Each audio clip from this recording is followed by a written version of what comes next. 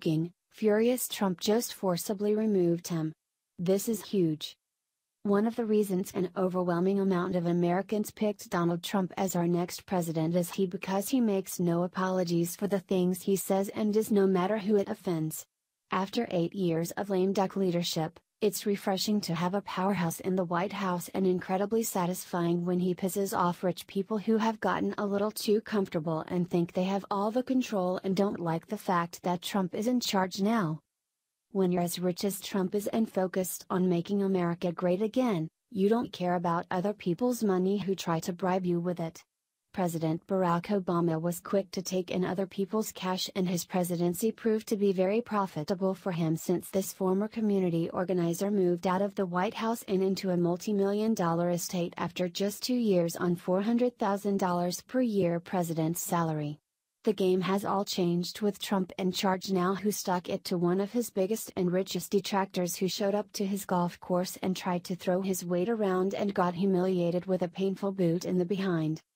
The list is long of people who think they're in power and hate that Trump is, after they tried their hardest to keep him out of the White House and still lost. Despite their best efforts and wads of cash to detract him from his goal, he won anyway and is laughing every day that he's still their president, especially now that he just got the opportunity to stick it to 2 men who led the charge against him, when they decided to spend the afternoon at Trump's private golf course in West Palm Beach, Florida, which has also been affectionately dubbed the Winter White House.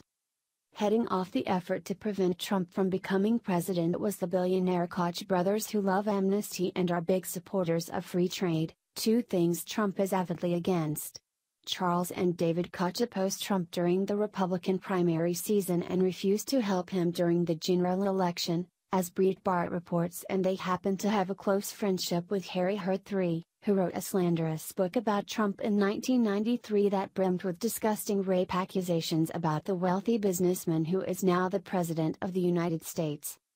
Hoping to partake in a little rest and relaxation, David Koch and Hurt planned a day-long retreat at Trump's exclusive golf resort, which was suddenly cut short when Trump found out they were there. In perfectly humiliating fashion, Trump instructed management to remove the pair from his property and told them they weren't welcome back, ever. Being escorted out had to be one of the most embarrassing moments for these millionaire buddies in the presence of other rich people there enjoying their pricey membership, which Koch and pals don't get to be a part of. Trump proved that their money isn't important to him, and no price can fix how stupid these two look after earning this karma when they went against their own party to protect the political establishment.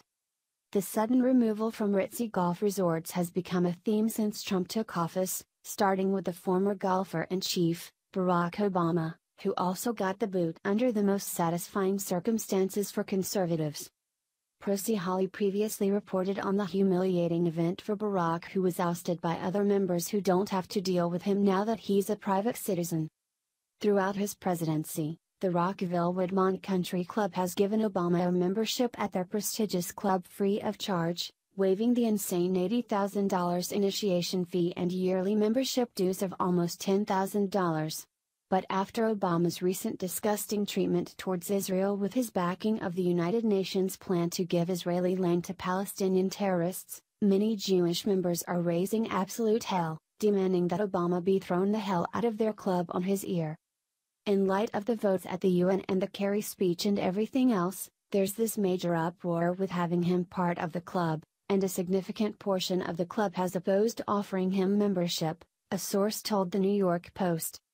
Obama was looking to join the elite Woodmont Country Club in Maryland as a private citizen, but was swiftly denied access by members of the mostly Jewish club, where many insisted that he deserved to be snubbed for not blocking an anti-Israel vote at the United Nations. It's the perfect dose of karma this arrogant man had coming, since he loves himself as much as he loves golf and got shot in the gut with this brutal reality check.